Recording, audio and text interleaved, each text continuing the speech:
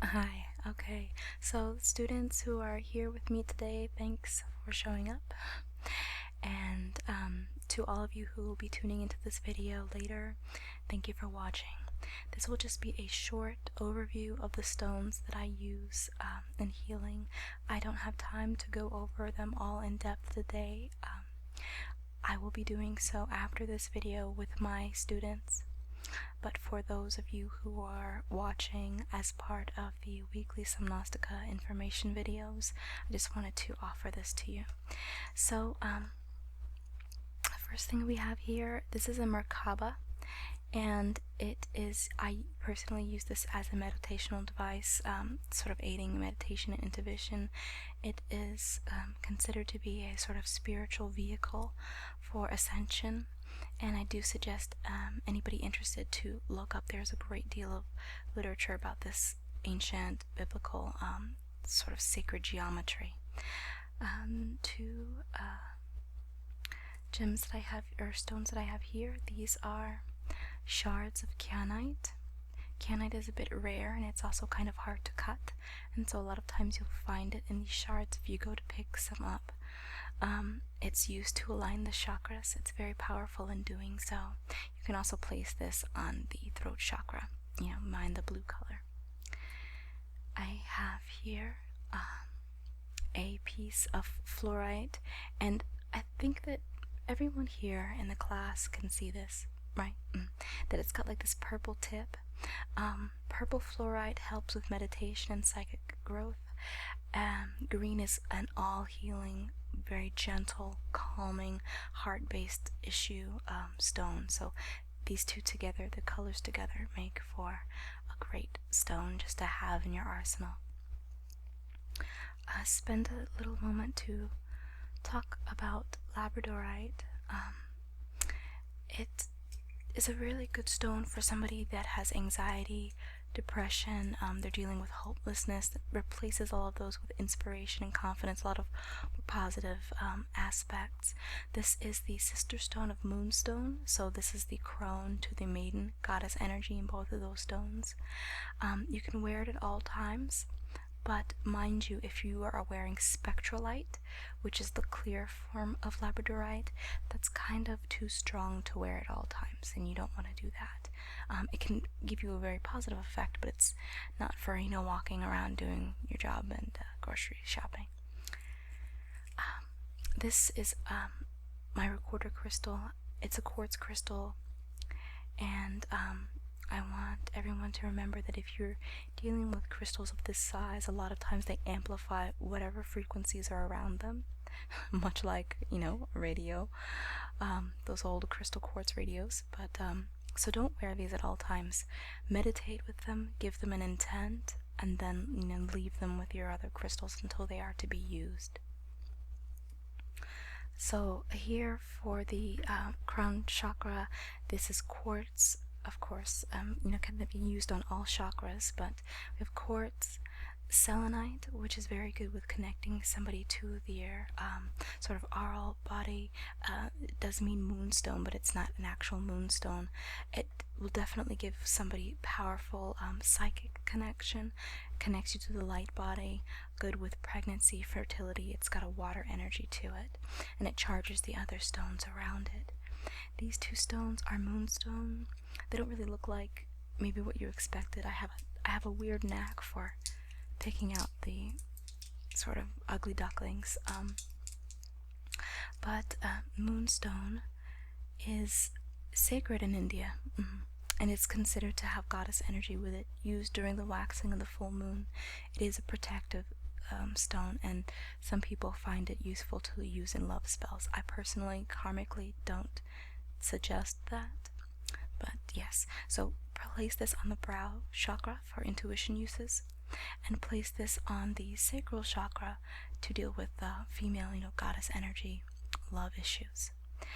So these three stones here are all amethysts. I suggest that anybody wanting to do healing work, go out and get yourself clusters of amethyst. It is a must-have for healers. It's very soothing. It helps mental growth. The clusters can help heal other stones and clean them, and this can keep you from getting headaches. So this is a good one to have on you at all times. Consider it for pendants and bracelets. At the top here, this is howlite. Howlite is white with gray or black inclusions. It promotes emotional clarity, connections to previous lifetimes, third eye opening. Yes, and you may have seen this used with sleep or insomnia. Right, it does protect the upper chakras. So this is the crown we're moving. You can use these on the crown, but you can also use these here on the brow chakra. This one here is lapis lazuli. It gives one peacefulness and objectivity. And like I said, you can use this on the 6th or 7th chakra. And a lot of times you can use this for eye problems. These two stones are both Sodalite. It's very popular. Gives one inner peace, calms your personality, makes you more creative, can help you with communicative issues. Remember this blue color, meaning that you can use that on the throat chakra. And that being the case, it can also be used on the thyroid gland, but you must use it for a long period. So if you're using this on someone in meditation or massage, know that they need to come back frequently. These are 2 pieces of tiger's eye. I'm not going to talk too much about them right now because I have other pieces of tiger's eye that I will talk about, but know that these were specifically used to kind of lend courage to the throat chakra with those who cannot express themselves. Blue lace agate is just a sort of a peaceful, more gentle way to deal with communicative blocks at the throat chakra, so just keep that one in mind. These stones here are definitely always needed for healers. This is rose quartz. You can use this at all times. It's a gentle stone that can offer the wearer just more self-love, healing. It balances the body systems. It can also help with fertility, and if somebody's having issues with reconciliation of guilt, you can give this to them. It's also notable that this is used with children a lot of times. Yes, it's good for that. And just make sure that it's like a large enough piece, but it's good to have on you. Just kind of keep it with you. This stone here is a personal favorite of mine. It's unakite or epidote, from the words epidosis in Greek, meaning growing together. It's a pink, blotches in a green stone, and it helps you balance the physical and spiritual. What I really like about this stone is that it helps you get over past hurts. If you have old negativity, emotional scars that are really holding you back, unakite can help you kind of get over those and fill yourself with more compassion and self-love. Considering the nature of manifested illness, if you do therapy with your patient and find that perhaps some of their negative emotional aspects have manifested into pains, aches, or sickness, you may want to use unakite on them in conjunction with whatever therapies you're using against that illness. This one is a bloodstone. I just want to say, if you want to use bloodstone, use it with caution, because it can stimulate kundalini energy from connecting the heart and the root chakra. So this can clean the blood and overcome depression, and it's good with physical healing, but like I said, just know when to use it and when not to. This is a particularly dark piece of amazonite. This is good if somebody has artistic problems. I'm sorry, not artistic problems. If somebody has addictions, or their OCD, they have self-damaging behavior, this can offer some understanding and correct that trauma and that problem. Another thing that you can use, we're going to move down. This is the heart chakra, and these are now the lower chakras. So this here, we have a piece of pyrite. Pyrite can be used with hormones and menstruation, also helps with stamina. I use it for boosting confidence. It has fire energy, so it's protective, but it's also used in some spell work because of that fire energy. but also as a stand-in for luck or money, because it looks, because of its appearance. Fire agate is another one that I would suggest, to look this one up. It doesn't normally look so dull, as like what you're looking for is a sort of opalescent bubbling in the stone. This is the stone of Aries. It offers courage, protection, and strength, as well as sexual vitality. This is yellow aragonite. It is a grounding and centering stone, and it can help you with fevers and inflammation. Because it does connect one with earth energy, you can also use this on the first chakra. So, we also have here a piece of calcite. Calcite is a balancing stone. It's very good with fear and depression, and it will move you to the highest potential. So if you have somebody who's kind of holding themselves back, you can try to find a good piece of calcite. A calcite wand would be very useful. It protects against phobias. One thing I do want to mention is that it must be cleansed monthly. It does tend to absorb negative energy. What we have here is a piece of carnelian. It helps with digestive issues. Considering, where this is placed on the body, you're kind of putting it over the intestines, beneath the navel there, the second chakra. And so this can also be used for genital or pubic area issues, blood cleansing, any sort of reproductive problems, and it will still negative emotions like jealousy, anger, and doubt. Because of what it does with these emotions, you do need to remember to clean this one out monthly and charge it often in sunlight. This is a piece of tiger iron, and sometimes when you are buying tiger eye, it's actually tiger iron. Look for these bands of hematite. Tiger iron offers protection, courage, will, helps with vitality. It can be used on all chakras, a lot like tiger's eye, which also helps with wealth and vitality. Tiger's eye is often used with eye disorders. I particularly like to use it with psychosomatic illness and hypochondria, because it can stop somebody from having that sort of issue.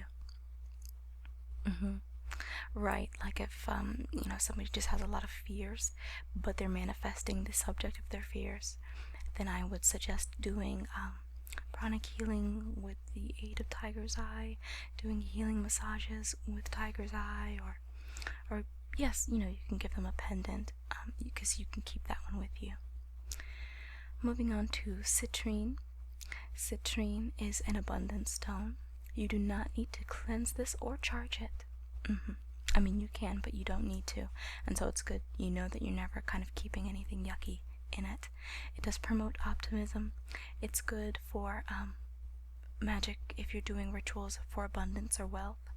It helps with spiritual digestion, because remember, we tend to need to digest our emotional issues spiritually first, and if that's not done, then they can kind of manifest into blockages elsewhere. You can use this on the second and third chakra. So I have it placed here for the second, but remember this, this bright yellow color. You can also place this on the solar plexus. It also wards off nightmares and helps if you have issues with repressed anger. So now we're moving down into the root chakra. Here I have a Botswana agate, and kind of the worst piece that I could find. I did not mean to do that. But this is the stone of change. It helps somebody with kind of turning over a new leaf. You can also give somebody treatments with this stone if they have fractured bones that they are trying to kind of heal that. It helps with repressed emotions. And as the stone of change, it can lead one to adopt better behavior patterns to overcome compulsive behavior and addictions. Right. So here we have a red tiger's eye. The applications with regular tiger's eye still apply, but it also helps to flush out excess energy. This is the red jasper. It is a protective stone, and it helps with issues of fairness and justice. So when you're having conversations with your patients, if issues around, unfairness and things like that come up, you might want to use red jasper on them. This is a snowflake obsidian. It helps in advancement, dispels negative energy, which is a common trait among all these black stones, first chakra stones. They're very grounding, like all of the black stones, but as obsidian particularly, it can help open the third eye. So in some applications, you can place this on the brow chakra. These two pieces are smoky quartz.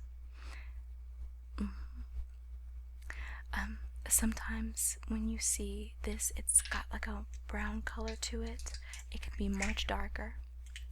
These are two rather light pieces of smoky quartz. I don't know if you can kind of see that. Yeah, you can see that right through that. And these are really good for absorbing negative energy, and this is why I keep a lot of first chakra stones on hand. Just put these down. We're going to move down into, this is black tourmaline. It's often called schorl if you're dealing with like a geological terminology. This is a grounding stone, very powerfully so, but not in a disruptive manner. So if you're having anxiety, things like that, or somebody's feeling kind of disconnected, large pieces of tourmaline are good, and I feel that they are not too hard to get get your hands on. Another useful thing just to mention is tourmalinated quartz, which is where you would find this tourmaline grows in these little bars, and sometimes quartz can have them within it. So, and that's a good stone to have. Good for, yes, to keep on the body, pendants, beaded bracelets. This is used also with earth magic, and it also absorbs negativity. So these three things here, yeah, I'm wondering what those were. These here are not all the same thing. This here is very lightweight, if you want to hold that. They're very lightweight, and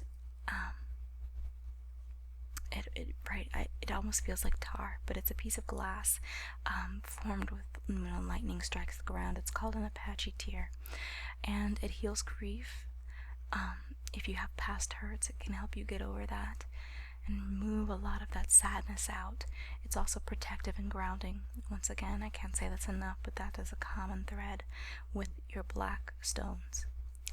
These two here are tektites, and if you yes, so if you did read that newsletter that came out a couple of months ago, some people find these useful for astral travel and psychic initiation, but also to connect to extraterrestrials in meditation, if they're doing remote viewing or something like that.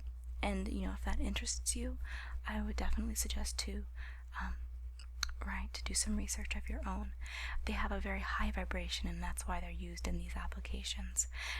And because of that high vibration, they can actually kind of help somebody who's lacking initiative. They're a bit lazy. I would suggest tektites. They're not too hard to find, so this is a very plausible solution to the problem. This stack here, this is hematite, and of course it's magnetic. Hematite is used with blood issues. It is very grounding, calming.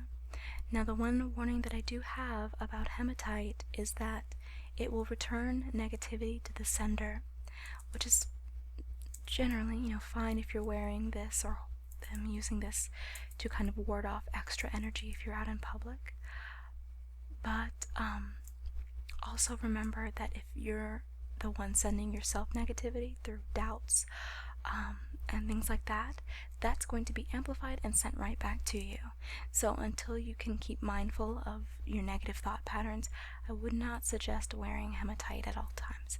I myself am very fond of hematite, however, for its use in healing and reducing excess energy and helping with negativity. I would not use this in physical healing sessions on inflammation. It can actually exacerbate them. Try not to discharge it in water, but use other tumbled stones around it to discharge and draw off the negativity. You know, you can use quartz, calcite, of course, would be good with that. It's connected to Saturn, and it helps open the energy channels in the first chakra. That's what all black stones do, but also the feet. So it's excessively grounding, and it'll pull that energy right down to the feet and through to the earth. So these are the stones, and like I said, I think that, you know, in your notes, you know, make whatever notations sort of vibrate with you, but none of this is necessary. The quartz, the amethyst, and the tourmaline I would definitely suggest, but you can, as well as the rose quartz, but I would definitely say that, you know, you can make your own decisions, of course, and it also depends on if you're doing Reiki, pranic healing, if you are doing massages, guided meditations, crystal meditations, if you are doing these things with others or for yourself. All of those variables are going to change what you should have on hand for your collection, or on your altar, or however you like to put these things out. But for my students, thank you for being quiet, having to sit so close, and for those who are joining me and the video on the Somnostica website, thank you for watching, and I hope to see you soon.